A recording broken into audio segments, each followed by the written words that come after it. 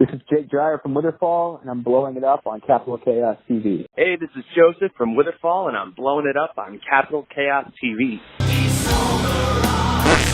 You are now.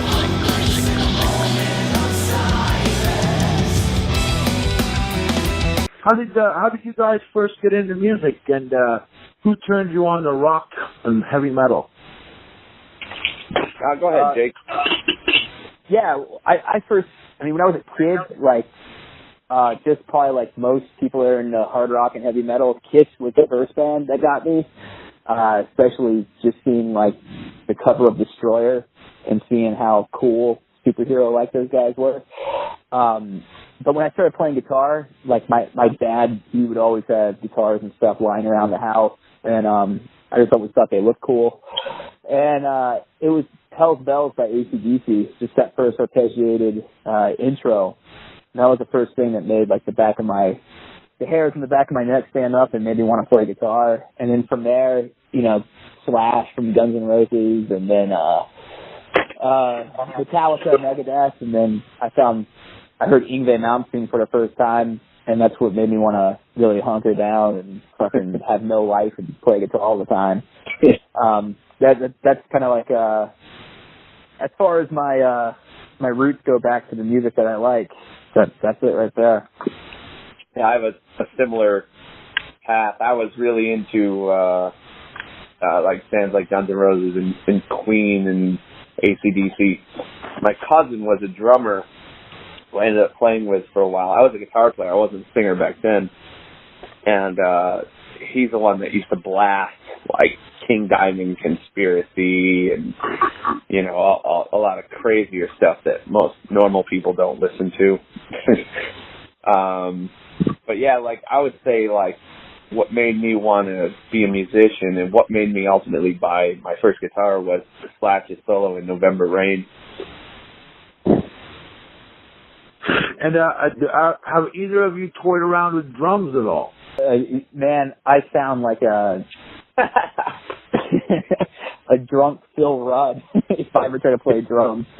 No, I mean, I really, going back, like, I really wish I would have done a lot of things differently as a kid, playing around with different instruments. But honestly, for me, no, I never did. I wish I did, though. Some of my favorite musicians are drummers. Yeah. There's so much it's fun to watch. It's terrible. But can you coordinate between the bass drum and the snare and all?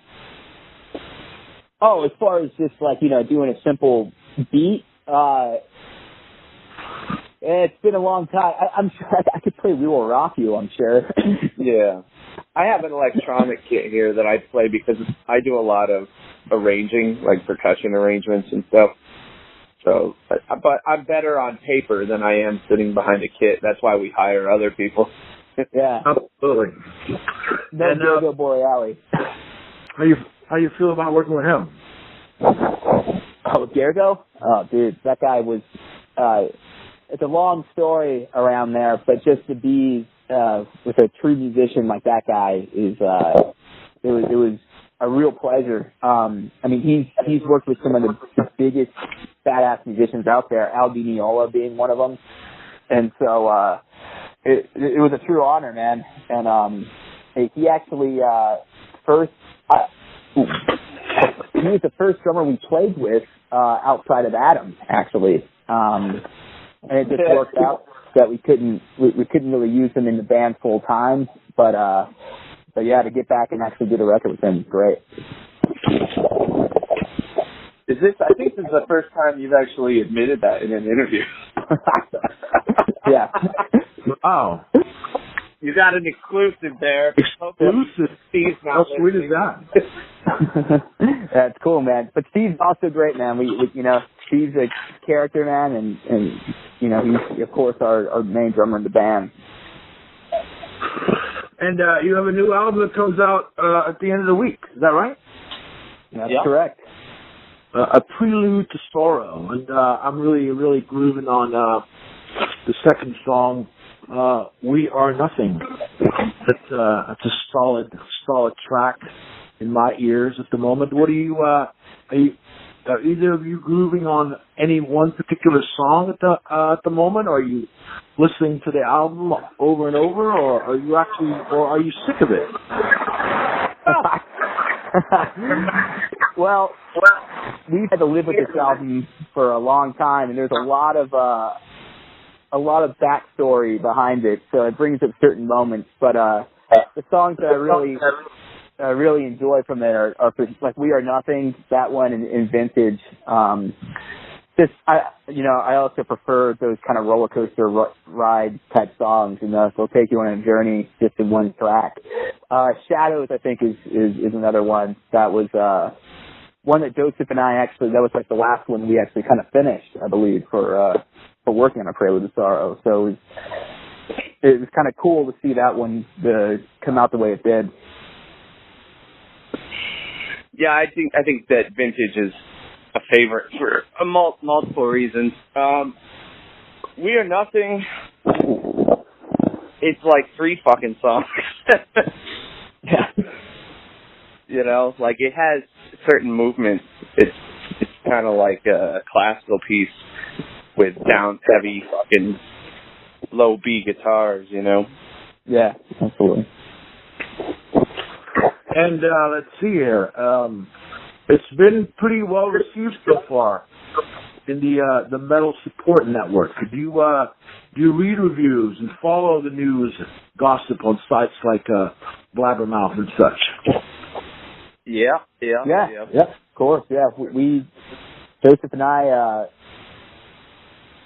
we are in this band. We have our hands on everything. So I think we probably read everything that's been about that has the word Witherfall in the press. Yeah, we're very involved in the marketing, so we have to pay attention to see what kind of results we're getting. Also, we like to hold grudges for anyone that doesn't like the album. Not that like a review or anything like that would ever, change the way that we write, because it's all natural. So it's whatever Joseph and I are doing. It's not like we ever sit there and are like, well, these people like Vintage over, another tune. It doesn't work that way, but we do like to see the response for sure. Are there any reviewers whose opinions that you respect that might have something somewhat negative to say about something that you've written that you could actually look back and agree with? Has it happened so far?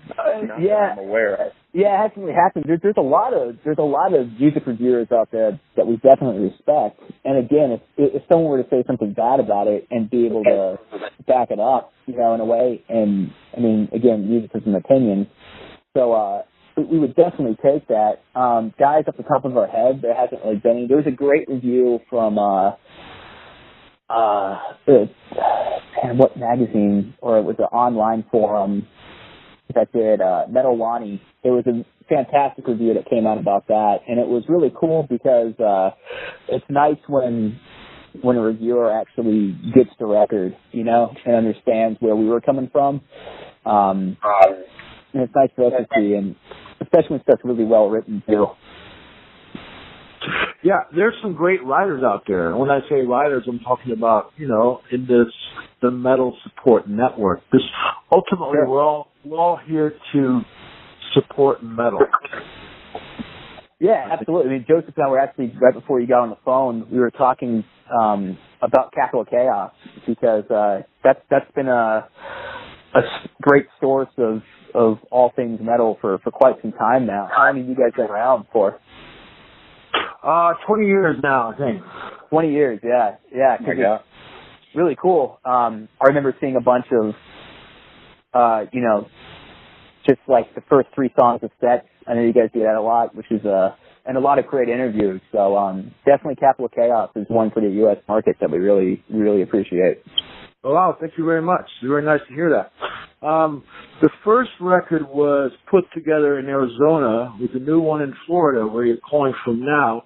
What brought you to Boogie Tracks in Panama City? Well, the first one was actually, we recorded it out in Arizona. It was just like Prelude to Sorrow. We wrote it in Los Angeles, California, which is where our home base is.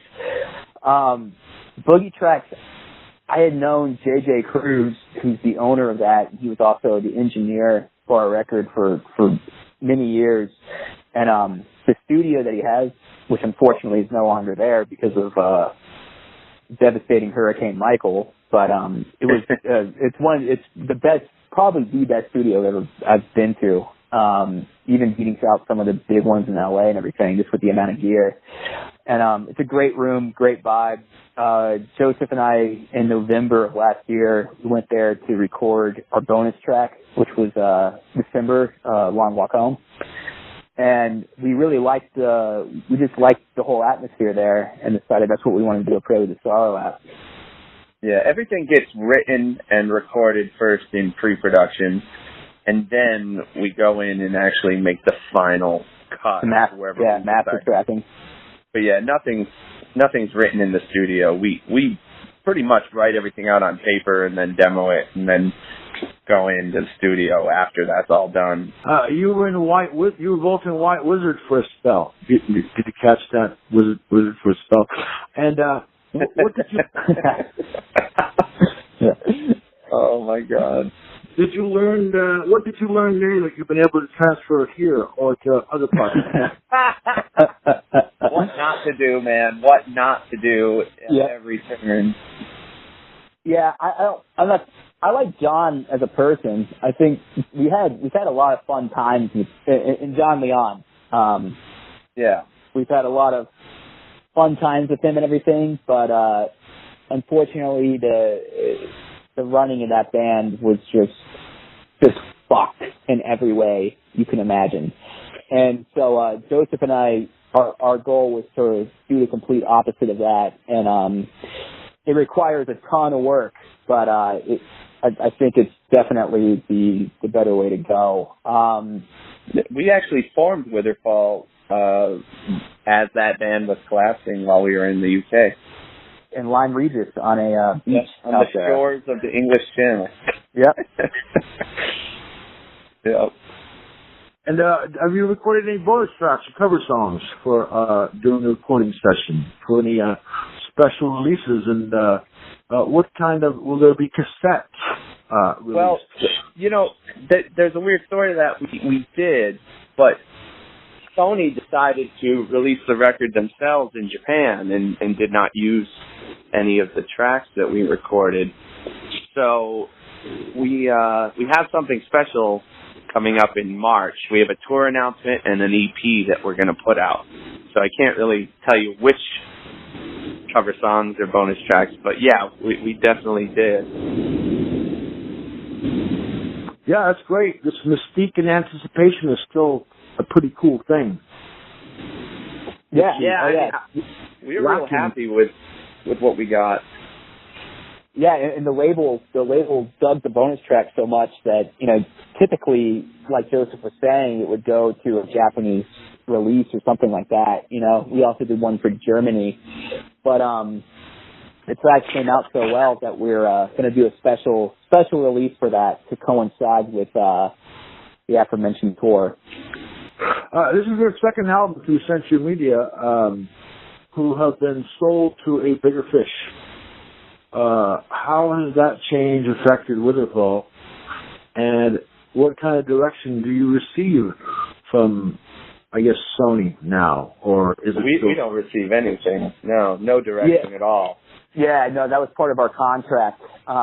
We didn't want any creative input from the label as far as definitely when it comes down to writing music and all stuff. That's not even a thought.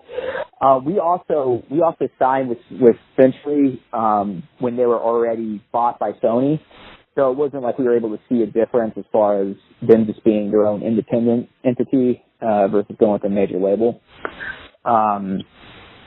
So it's kind of hard for us to say on that, but they don't have any input as far as creatively what we do. We have a good team out there for sure in Europe with Philip and Stefan and Birgit. Yeah, I think a lot of people saw that as being a negative when CM got bought out by Sony, but it's been actually really good. I mean, if you think about it, they still have all of their experienced metal guys over there in Europe, and now they just have the fucking corporate backing with the better budgets of Sony. Everything seems to be working well for us. It becomes a little bit difficult unless trying to get our royalties. You have to deal with a big entity like Sony, but that's the only negative thing. Well, good. I'm glad to hear. Do you still buy physical music, or mostly use streaming sites?